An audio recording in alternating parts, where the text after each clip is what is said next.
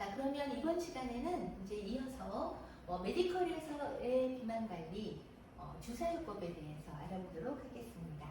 자, 우리 앞에서 장비요법에 대해서 알아봤었고요. 이제 또 다른 방법들인 주사요법에 대해서 알아볼 것인데요. 이거는 먹는 약이 아니라 주사제를 이용해서 사용하는 방법이에요. 그럼 주사요법이 도대체 뭔가 먼저 주사라는 걸 생각해 봐야 되겠죠. 주사는 바늘을 이용해서 피부에 찔러서 원하는 부분에다 약을 주입하는 걸 우리가 주사라고 합니다. 그래서 피부를 아주 얇게 떠서 집어넣는 거 피내 주사라고 하고요. 피부 내에다가 주사한다. 그래서 표피만 살짝 떠서 표피 진피 사이에 집어넣는 것. 그 다음에 조금 더 깊이 넣는 걸 우리는 피하 주사라고 해요. 피하 주사는 우리가 잘 알고 있는 바로 이 피하 지방 내에 넣는 것을 피하 주사라고 하고요. 그 다음에 더 깊이 넣는 주사, 근육까지 약물을 전달하는 것, 근육 주사라고 합니다. 또 한 가지가 더 있죠. 혈관 내로 약물을 집어넣는 것, 그것을 우리는 혈관 주사, 정맥 내 주사 이렇게 이야기를 하죠. 그러면 우리는 이제 여기서 하는 주사요법은 그럼 어떤 걸 이용하는데 보통 피하 조직 내에 많이 시술하는 것들을 이야기하고 있고요. 우리가 피하 지방 없앨 거니까 그래서 지방 분해를 할 수 있는 약물을 주입하는 것이다. 그래서 원하는 건 뭐예요? 지방과 셀룰라이트를 녹인다. 아까 장비요법도 그 장비를 사용해서 지방과 셀룰라이트를 녹이는 거였었죠. 마찬가지로 주사요법도 지방분해 주사 약물을 주입해서 지방과 셀룰라이트를 녹이게 되는 것이고요. 그러면 그 녹은 지방들은 어떻게 될 것인가? 마찬가지로 림프순환을 통해서 또 밖으로 배출되게 될 겁니다. 그래서 지방 조직은 수축하게 되고 림프 순환을 유도해서 해당 부위에는 어떻게 되는 거죠? 지방의 감량이 이루어진다. 그 부분의 지방 감량을 촉진한다라는 거죠. 자, 우리가 식이요법, 운동요법, 생활습관 바꾸고 이런 거 다 했는데 살 안 빠져요 라고 했을 때 이렇게 특수요법들을 사용한다라고 했죠. 장비요법, 주사요법, 수술요법 이런 것들을 할 수 있는데요. 이 주사요법을 많이 하는 거는 어느 부위만 특별히 좀 살쪘을 때, 어느 부위만 특별히 비만도가 심할 때 보통 많이 사용하는 방법이라고 하겠습니다. 그래서 지방 감량이 거의 이루어지지 않는 부위에 적용하더라. 운동 열심히 했는데 다른 부분 다 빠졌는데 배 안 빠져요 라고 했을 때 뱃살을 이렇게 주사요법을 한번 빼볼까나 이렇게 한다는 겁니다. 그래서 보통 복부 가장 많이 사용하고요. 그 다음에 우리 막 팔뚝살 이렇게 얘기하죠. 그 다음에 저주받은 하체에서 허벅지살 이렇게 얘기하는데 보통 복부, 팔, 그리고 허벅지 부분에 많이 사용을 합니다.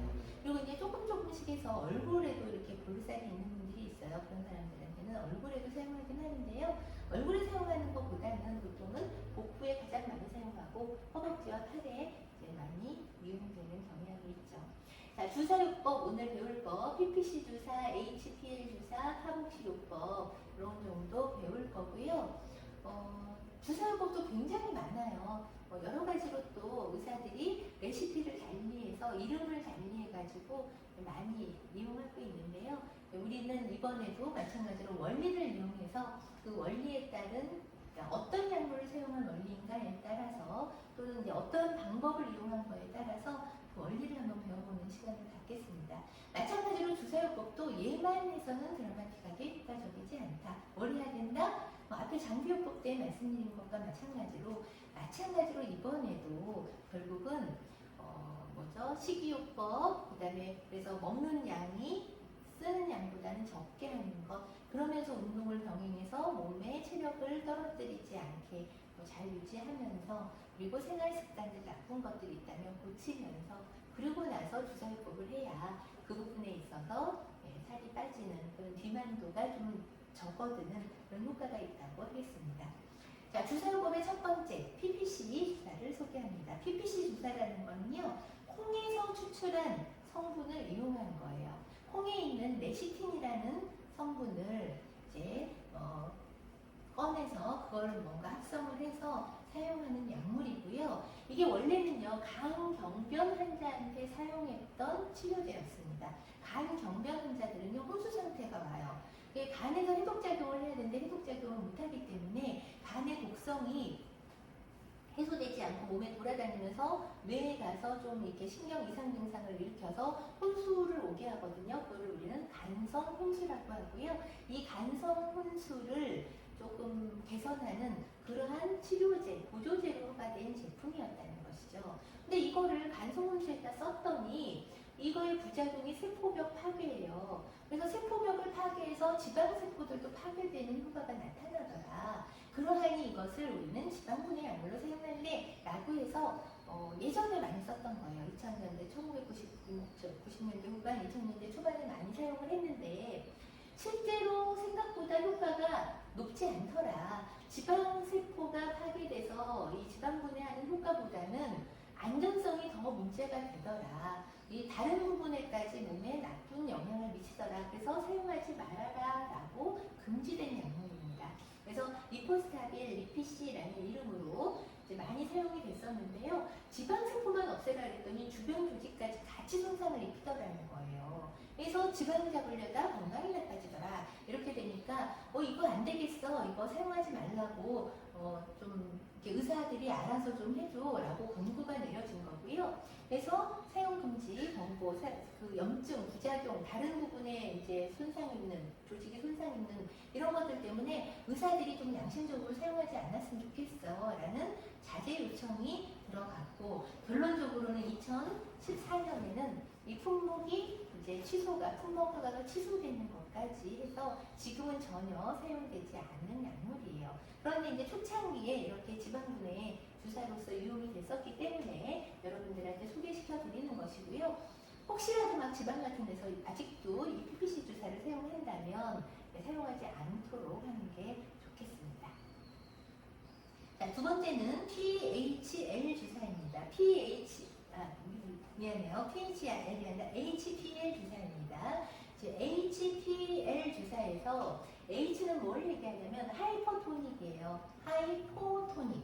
그래서 하이퍼, HYPER, 하이퍼는 높다라는 뜻이고요. 하이포는 낮다라는 뜻이에요. 그래서 하이포가 붙었으니까 낮아진 거다. 뭐가? 농도가 낮아진 거다. 그래서 우리 생리식염수, 우리 몸의 그 체액은 0.9% 염화나트륨 수용액하고 같거든요. 그걸 우리는 생리식염수라고 합니다. 여러분들 생리식염수 사가지고 눈에다 넣으면 눈 안 따갑죠? 코 세척할 때도 생리식염수로 하면 괜찮습니다.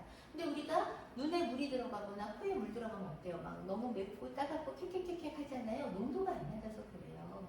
그래서 농도가 똑같게 하는 게 0.9%인데요. 이 저장성, 하이포토닉은 저장성으로 0.45%를 이용하는 거예요. 그럼 저장성이면 어떻게 될까요?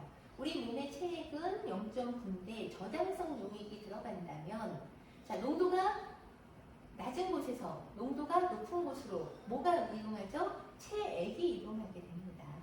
원래는요, 예를 들어 소금물이 진한 게 있다라고 한다면 그냥 물에다 탔을 때 소금의 농도가 진한 데서 농도가 낮은 곳으로 소금이 터져 나가거든요. 그걸 우리는 확산이라고 해요. 확산은 농도가 높은 곳에서 농도가 낮은 곳으로 용질이 이동하는 현상인데 우리 세포들은 막이 있잖아요. 세포막이 있어요. 조직에도 다 세포들 막이 있기 때문에 용질, 건더기가 움직일 수가 없단 말이에요. 결국은 물이 움직여야 되니까 우리 몸의 체액이 0.9%인데 0.45짜리 물을 넣어줬을 때 어떻게 될까요? 원래는 소금처럼 짠 게 건더기가 움직여야 되는데 막이 있어서 누가 움직인다고요? 농도가 낮은 곳에서 농도가 높은 곳으로 용매가 물이 이동하는 현상이 생긴단 말이죠. 그것을 우리는 삼투 현상이라고 합니다. 그래서 세포막이 있기 때문에 그걸 반투막이라고 하고요. 반투막은 건더기는 못 움직이고 물만 움직일 수 있는 거예요. 용질은 못 움직이고 용매는 움직일 수 있다. 그래서 용매가 못 움직이니까 세포벽이 있어서 그래서 용매가 움직일 거다. 용질은 못 움직이고 용매. 그래서 저장성의 물이 고장성 농도 있는 데로 물이 들어가니까 배가 빵빵해지겠죠. 세포들이 물을 막 못 끊게 되겠죠. 그래서 지방세포가 터져서 죽는 거예요. 이거 넘어가지 않았죠? 네. 지방세포가 녹아서 죽게 되는 것이다. 그래서 삼투압의 원리를 이용해서 저장성 용액을 집어넣어줘서 지방이 물을 많이 머금어서 뚱뚱해져서 빵 터져 죽게 만드는 거다. 이렇게 생각하시면 됩니다. 그래서 체액보다 낮은 농도의 저장성 용액을 피하 지방층에 넣어주는 거예요. 그러면 지방세포는 이 삼투 현상에 의해서 물을 머금어서 지방이 터져서 용해가 되는 거다. 그러면 이 터진 지방은 어떻게 돼요? 림프관으로 흡수되고 림프 순환을 통해서 배출이 된다. 결과적으로 피하층에 있는 지방이 줄어드는 효과가 있다라는 겁니다. 자, 그럼 저장성 용액을 넣는다 그랬는데요. 농도만 낮은 걸 넣는 게 아니고 거기다 뭔가를 좀 더 섞어주면 좋겠죠. 그래서 지방을 분해할 수 있는 약물들을 섞습니다. 많이 섞는 게 리도케인, 얘는 악스말라고 넣어요. 국소마취제거든요. 국소마취제. 말고 얘는 넣어주는데 국소마취제로 들어가는 거고요. 지방 분해를 촉진하는 걸로는 아미노폴린, 알코올, 에피네피린 이런 약물들을 사용해서 그리고 농도를 조금 낮춰서 저장성 용액을 만들어서 집어넣어준다는 거죠. 근데 의사들이 이걸 똑같은 레시피로 하는 게 아니라 어떤 사람은 아미노필린을 많이 넣고 나머지를 조금, 어떤 사람은 에피네피린을 많이 넣고 나머지를 조금, 어떤 사람은 알코올 넣기도 하고 빼기도 하고 조합을 같이 넣기도 하고 얘랑 넣기도 하고 뭐 이런 식으로 해서 레시피를 달리하면 각각 다른 주사 이름을 짓는 거예요. 다른 주사가 되는 거잖아요. 레시피가 달라지니까. 그래서 자기들 병원에서는 뭐와 뭐를 배합해서 우리는 바디 슬림라인 주사야, 비만 주사야, S라인을 만드는 S라인 주사야, 걸그룹처럼 만들어줄게 걸그룹 주사야, 승무원처럼 예쁘게 승무원 주사야, 이렇게 여러 가지 이름들을 붙여서 개발을 해서 사용하더라. 그러니까 결국 기본적인 원리는 뭐예요? HPL, 그래서 하이포토닉 저장성 용액을 사용하는 거고, 이거 파마콜로직, 이거는요 약물을 이용한다는 뜻을 갖고 있고요. 그 다음에 리포, 얘는 지방을 얘기합니다. 디솔루션, 얘는 용해시킨다, 용해 이런 뜻을 갖고 있어요. 그래서 저장성 용액을 이용해서 그리고 또 다른 약물들을 이용해서 결국은 지방을 용해시키는 시술이다라는 뜻입니다. 그래서 이것이 기본 원리이고 이거에 의해서 섞는 약물에 따라서 여러 가지 이름들을 사용하고 있다. 이렇게 이해하시면 되겠습니다. 그럼 어떻게 한다고요? 저장성 용액을 500에서 1000cc, 500에서 1000cc면 얼만큼이에요? 우유 500ml짜리 또는 1000ml짜리만큼의 약물을 타서 0.45%로 0.9보다 낮춰서 집어 넣어준다는 거죠. 그렇게 되면은 어떻게 된다고요? 지방세포로 걔네들이 들어가서 이제 그 세포들이 빵빵해지면서 빵 터지고 그 다음에 지방 분해를 하는 그런 약물들도 들어갔으니까 효과를 나타낸다. 그래서 보통은 일주일에서 열흘 간격으로 3회 이상 시행을 해야 효과적이다. 이렇게 이야기를 합니다. 그렇고 아까 약물 레시피를 만들 때 너무 과도한 약물을 투여하지 않도록 해라. 그 다음에 양도 마찬가지로 500에서 1000cc만 해야지 한꺼번에 욕심내서 너무 많이 하면 안전에 문제가 생길 수 있다. 이렇게 이야기를 하고 있습니다. 자, 부작용으로서는요. 이게 일단은 이런 그 액체를 넣어줬고 그 다음에 하이포였기 때문에 몸에서 세포들이 물을 다 머금고 있잖아요. 그러니까 일단 붓는 겁니다. 그래서 부종 현상이 부작용이고요. 그 다음에 이걸 억지로 집어넣어줘서 아프고 주사 많이 찔러서 주사 여러 개를 찌르거든요.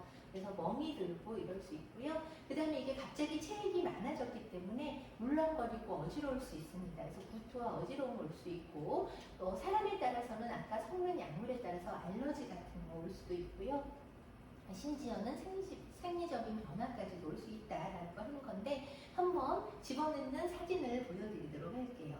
자, 이렇게 세팅해서 넣어줍니다. 자, 이만큼, 이거 1리터예요. 1000cc 1리터에다가 아까 아미노필린이나 알코올이나 에피네프린 같은 거 섞는다 그랬잖아요. 그런 약물들을 지금 섞는 거 보여주는 거예요. 섞어놓을 약물들을 준비해서 섞어주고 그 다음에 이제 우리 주사 맞을 때 이렇게 수액 세트 하나로 돼서 하나로 주사 찌르잖아요. 근데 그 수액 세트 연결하면 이렇게 여러 개로 찌르게 돼 있습니다. 그래서 배에다가 여러 개로 빠빠빠빠빵 찔러주는 거예요. 여러 개로 빵빵빵빵 찔러서 약물을 주입한다는 것이죠. 이해가 가시나요? 네, 그것이 바로 HPL, 저장성 용액과 약물을, 지방 분해 약물을 이용한 주사 요법이라고 할 수 있습니다. 자, 다음은 아미노 주사 소개시켜 드릴게요. 이거는요, 아미노필린의 앞자를 따서 아미노 주사라고 이야기를 하는 거예요. 아까 HPL에서 그 아미노필린 들어갔었잖아요. 예, 맞아요. 거기에도 지방분해 효과를 일으키는 걸로 들어가는데 그거의 주는 뭐였어요? 하이퍼토닉, 저장성 용액을 많이 집어넣어서 지방을 녹이는 거였다면 이번에는 직접 아미노필린을 이용해서 지방이 직접적으로 분해되는 효과를 느린다는 겁니다. 아까 건 양을 많이 집어넣는 거라면 얘는 아미노필린 조금씩 집어넣는데 직접적으로 아미노필린의 효과 중에 지방을 분해하는 효과가 있다는 거죠. 근데 이 아미노필린이 원래는 지방 분해하는 효과를 가진 약물이라기보다는 호흡기 쪽의 약물로 쓰이는 주요 약물이에요. 그런데 얘도 사이드 이펙트라고 할까요? 아니면 부수적인 효과라고 할까요? 부작용이 됐던 부수적인 효과가 됐던 지방을 분해하더라는 것이죠. 그래서 지방 분해 약물로 많이 사용되고 있습니다. 그런데 원래는 무슨 약이라고요? 보통 신부전이나 호흡곤란 때문에 오는 천식, 신부전이나 호흡곤란 때문에 오는 폐기종 이런 등등의 호흡기 질환에 사용하는 약물이다. 막 숨차가고 쌕쌕 거리는 환자한테 수액에다가 이 아미노필린을 섞어서 주면 좀 숨쉬기가 편안해지는 그렇게 숨쉬는 걸 도와주는 약물이었다는 거죠. 근데 어쨌든 얘가 거기에 들어있는 테오필린이라는 성분이 있는데 이 테오필린이 지방세포에 작용을 하면 지방세포를 분해하는 효소를 활성화시킨대요. 그래서 지방세포를 직접 분해 그것도 좀 하지만 주 역할은 지방세포를 분해하는 효소를 활성화시켜서 지방분해를 촉진하더라는 것이죠. 그래서 보통 지방분해 주사에 보통 이 아미노필린 주사가 굉장히 많이 애용되고 있다는 겁니다. 사람들이 배에다가 그렇게 HPL 요법으로 배 빵빵하게 하고 막 부어있고 부작용도 있고 이러니까 그거보다는 국소 부위에 팔에 나 지방분해 주사 맞았어, 나 복부에 맞았어 이런 것들이 보통은 이 아미노필린 주사가 많다라고 생각하시면 돼요. 근데 이제 얘도 부작용이 있는 거예요. 그래서 얘의 부작용은 맥박이 빨리 뛰어요. 가슴이 쿵쿵쿵쿵쿵 뜁니다. 아까 신부전이나 호흡기 문제 있을 때 호흡기를 좀 편안하게 하기 위해서 쓰는 약물이라고 했잖아요. 그럼 괜찮은 사람한테 쓰니까 그쪽을 강화시켜주니까 심장이 쿵쿵쿵쿵 뛰니까 심장 박동이 빨라진다. 빨리 맥이 뛴다, 빈맥이라고 이야기를 하거든요. 그것이 올 수 있다라는 것. 그 외에도 구토, 어지러움, 식은땀 이런 것들이 올 수 있다. 이 빈맥이 오면 식은땀 따라오는 거고요. 구토, 어지러움도 올 수 있더라. 그래서 아미노필린도 많이 지방분해에 사용되는 주사 중에 하나다라고 알아두시면 됩니다. 자, 이제 주사 중에 마지막 카복시 주사를 하고 삭센다를 설명드릴 건데요. 이 카복시 주사가 많이 사용되고 있어요. 카복시 주사는 뭐냐면요. 액화가스를 넣는 거예요. CO2를. CO2가 뭔가요? 이산화탄소를. 그래서 인체에 무해한 액화가스인 CO2를 피하에다 또 넣는 거예요. 그래서 피하 지방에다가 넣는다. 그럼 피하 지방에 들어간 CO2는 어떤 일을 할까요? 그 속에서 가스가 돌아다니면서 누구랑? 산소랑 주고받고 교환을 하게 되겠죠. 그래서 유산소 운동을 한 것 같은 효과를 나타내게 하겠다. 그래서 이번에는 약물 자체를 집어넣는 게 아니라 CO2 가스를 집어넣는 겁니다. 그래서 지방세포에 수축을 유도하고요. 그래서 결과적으로 피하 두께가 감소시켜지더라.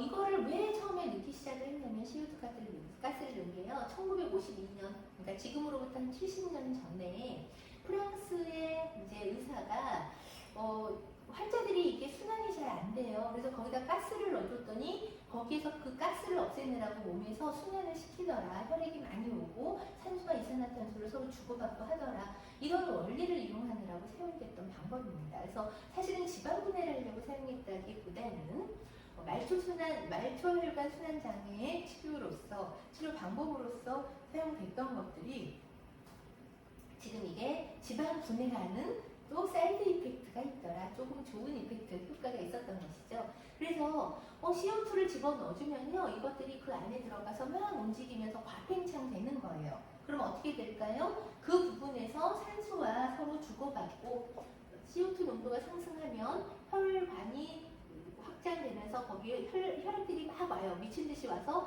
빨리빨리 산소를 내보내는 거죠. 그래야지 CO2랑 서로 주고받고 해서 없애겠다라고 몸이 반응을 하게 되는 걸 이용하는 거라는 거죠. 그래서 국소적인 유산소 운동을 한 효과를 보이더라. 우리 운동을 해라 라고 하면서 유산소 운동을 하라 그러잖아요. 근데 이제 그 유산소 운동도 하지 않았는데 우리 몸에 CO2가 들어감으로써 산소가 혈액순환이 빨라지고 혈관이 늘어나면서 산소를 주고받고 하면서 그렇게 유산소 운동을 한 것 같은 그런 효과를 누리게 된 것이고요. 그래서 결과적으로 튼살이 굉장히 많이 개선되고 지방이 분해돼서 많이 빠져나가고 늘어진 살 같은 것들에 탄력이 붙고 그러더라는 겁니다. 자, 그래서 여기까지 해서 하복시 주사 설명드렸고요. 하복시 주사 실제 시술하는 사진을 하나 넣어봤어요. 기기가 이렇게 CO2 이게 이렇게 생겼고요. 알콜솜 이용해서 연결을 하는 거예요. 그래서 기계를 세팅을 하고 집어넣을 부분, 이 가스를 집어넣을 부분에 소독을 한 다음에 바늘을 이용해서 연결을 해서 이 기계에서 가스가 들어간 거예요. 그럼 자폐가 볼록해졌죠. CO2 가스를 잔뜩 넣어준 겁니다. 이 안에서 어떤 일이? 혈관이 확장되면서 혈액 공급이 빨라지고 그래서 산소를 갖다 줘서 CO2랑 주고받고 유산소 운동을 시켜주더라. 이런 원리라고 하겠습니다. 그래서 결국은 아까 말초 그 순환이 안 좋았을 때 그 말초 혈액 순환을 개선하는 효과가 있다 그랬고요. 또 조직의 산소 운반 능력이 좋아지는 거고 그러면서 CO2랑 주고받으면서 노폐물 배설이 촉진되고 지방 분해가 촉진되고 결과적으로 셀룰라이트 개선 효과까지 있더라. 결과적으로 지방 분해가 되더라라는 것입니다. 자, 앞에서 설명드리겠다는 거는 다 이제 말씀드렸는데요. 마지막으로 제가 삭센다라는 주사 요법을 하나 더 설명드리려고 해요. 여러분들 삭센다 들어보셨나요? 이 삭센다 요법이 한 3, 4년 된 것 같아요. 3, 4년 전부터 좀 핫해졌죠. 그래서 지방에는 없고 강남에서 엄청 유행을 했습니다. 그 다음에 이제 지방 병원들로도 많이 퍼져나갔는데요. 강남 지방분해 주사다라고 처음에 이름 붙은 만큼 이제 그쪽에서 많이 유행을 했어요. 그랬던 이유가 얘가 비싸요. 다른 거에 비해서. 그래서 펜 하나에 10몇만 원씩 하는데요. 가장 최소 용량으로 맞았을 때 한 달에 한 개입니다. 그게 이제 10몇만 원 했었고요. 처방료까지 한 15만 원쯤 했어요. 그리고 최소 용량이 아니라 조금 이제 양을 늘려가면서 몸이 적응하게 해서 이제 2배, 3배 늘려가고요. 최대 5배까지 늘려요. 이제 3g까지 맞거든요, 하루에. 원래 처음에 0.6g부터 맞기 시작해서 3g까지 맞게 되면, 이제, 뭐랄까, 5배가 맞게 되는 거죠. 6, 5, 30. 그러면 펜 한 달에, 이렇게 가장 소량으로 맞았을 때가 펜 1개인데, 한 달에 펜 5개 맞는다고 생각해보세요. 돈이 얼마입니까? 한 달에 막 6, 70만 원씩 들어갔어요. 처방은 한 번만 맞더라도 약값이 12, 3만 원 했으니까. 그러다 보니까 앵간한 사람들은 이거에 도전할 수가 없었고 그 다음에 이게 효과는 좋았어요. 그래서 의사들이나 뭐 이런 사람들도 의료인들도 이거 부작용이 적고 앞에서 우리 부작용 많이 봤잖아요. 부작용이 적고 그 다음에 효과가 좋더라 이래가지고 강남을 중심으로 돈이 좀 있는 사람들이 열심히 해보는 그런 식으로 많이 퍼져나갔던 주사입니다. 그래서 삭센다, 뷰티를 전공하는 학생들 정도라면 삭센다 정도의 이 주사요법 같은 건 또 알고 있어야 또 주변에서 야 삭센다가 뭐니 나도 모르는데 이러지 말고 알 수 있으면 좋겠습니다. 그래서 하나 넣었어요. 봅시다. 자, 리라글루티드라는 성분이 들어있다. 이 리라글루티드라는 성분은요 뭐냐면 글루카곤과 유사한 펩타이드예요. 펩타이드가 단백질인 거잖아요. 그래서 글루카곤 유사 펩타이드 1이라는 물질하고 비슷한 거다라는 것이고요.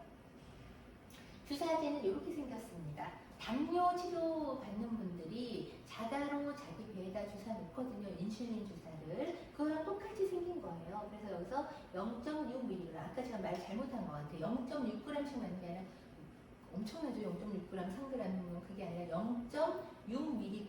그게 최대 용량 하루 3mg까지 올려가는 거예요. 0.6mg을 이제 맞춰서 이렇게 다이얼을 돌리면 띠리릭 돌리면 0.6에 맞춰주면 여기에 주사를 뽑아요. 바늘을 뽑아서 주사 맞고 바늘 버리고 그 다음에 여기 약이 쫙 재져 있어서 조금씩 밀면서 맞게 되는 그러한 약입니다. 그래서 작용 원리는요. 아까 얘기한 그 글루카곤하고 비슷한 글루카곤 펩타이드 종류라 그랬잖아요. 그 음식물 섭취에 반응을 한다. 그리고 장에서 이제 분비된 인크레틴 호르몬 이거에 의해서 이제 입맛이 없어지는 거예요. 그래서 식사를 하지 않더라도 배가 안 고프게 하는, 그래서 포도당 의존적 방식으로 췌장에서 인슐린 분비는 자극시키고요. 그리고 위에서 음식물이 이제 소화가 돼서 이제 섞어서 소장으로 내려보내야 되는데 그거를 억제시키는 겁니다. 그래서 위에서의 배출을 지연시킴으로써 배가 고픈 거죠. 그렇게 해서 음식 섭취를 억제하는 것이다. 그래서 인슐린 민감성은 향상되고 우리 인슐린 저항성 때문에 비만이 온다라는 얘기 들어보셨죠? 그래서 세포는 인슐린 그 영양분을 못 받고 인슐린 저항성이 강해지면 세포는 영양분을 못 받고 몸에서는 계속 배가 고프니까 잉여 에너지가 쌓여서 체지방으로 갖다 저장을 해놓는데 인슐린 민감성이 좋아지니까 우리 먹은 에너지들을 다 세포한테 잘 갖다 주는 거예요. 그래서 살이 안 찐다는 그런 원리를 이용을 하는 겁니다.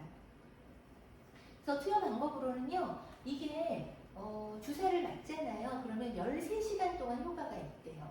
그러니까 이 주사를 맞으면 음식물을 덜 먹고 싶으니까 언제 맞는 게 좋겠어요? 음식물을 많이 먹고 싶을 때 맞으면 되겠죠. 잠잘 때 맞으면 13시간 동안 효과 있는 동안에 나 어차피 잠자느라고 안 먹어. 별 의미 없잖아요. 그래서 오전에 맞는 것이 좋다. 아침에 맞아서 하루 종일 배가 좀 덜 고프게 음식물 생각이 덜 나게 하는 게 좋다라는 것이고요. 그래서 매일 오전에 맞는 것을 권장한다.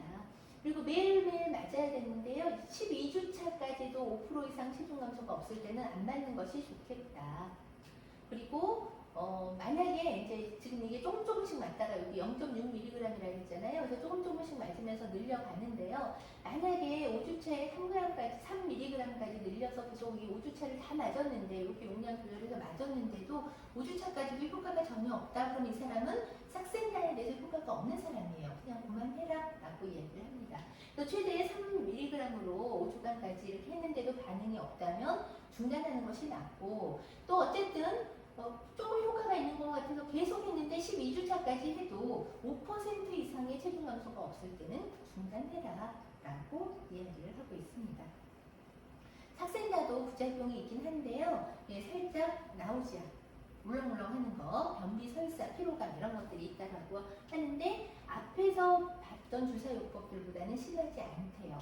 그리고 펜 확인해서 여기 약물이 들어있어요. 그러면 주사침을 이 앞에다 끼우는 겁니다. 주사침을 이렇게 끼우고요. 그 다음에 이제 삭센다가 안에서 이렇게 움직여보고 약물이 있으면 내가 맞을 만큼 낮추는 거예요. 처음엔 0.6mg으로 시작을 하는 거고요. 점점 1.2mg, 1.8mg, 2.4mg, 마지막 5주차는 3mg까지 올리는데 나는 이거 좀 많이 올렸더니 메스꺼워요. 그러면은 그냥 나는 1.8이 맞아. 그럼 1.8로 계속 맞으셔도 되는 거예요. 그렇게 해서 주사를 하고, 그리고 주사침은 제거하고, 내일 맞을 때는 또 새로운 주사침을 끼고 이렇게 하게 되는 겁니다. 자, 이 삭센다 주사가요, 아까 얘기한 대로 엄청나게 병원에서 많이 팔았어요. 병원 입장에서는 돈을 많이 벌 수 있겠잖아요.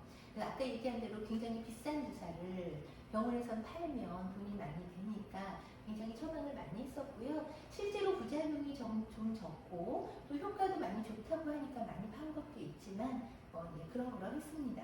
그래서 이제 이 영상 보시면서 한번 찾아보세요. 이 영상을. 그래서 제가 여기다 영상 주소를 넣어놨는데 그냥 이 제목을 넣으면 살 빠진다며 병원들이 앞다퉈 불법 판매 이렇게 쳐보든지 아니면 삭센다 주사 불법 판매 이렇게 하면 삭센다에 대한 영상들 쫙 나옵니다.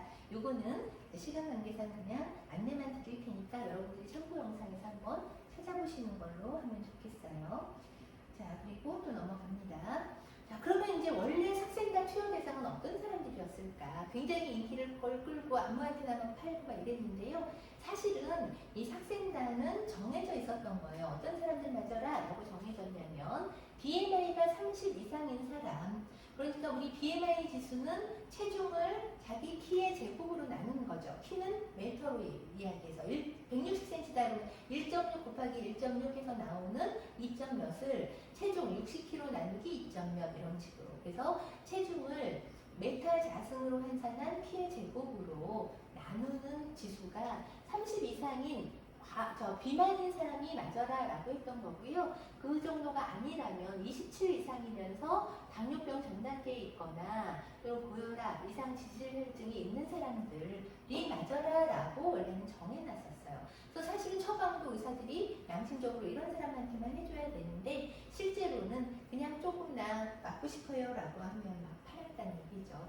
그래서 아까 보여드린 그 동영상 찾아서 한번 보시면 그런 얘기도 나오고요. 삭생과 관련 영상이 많이 있습니다. 그래서 우리가 뷰티과 학생이기 때문에 이런 정도까지는 또 알고 계시는 게 좋겠다라고 생각해서 제가 소개를 시켜드렸습니다.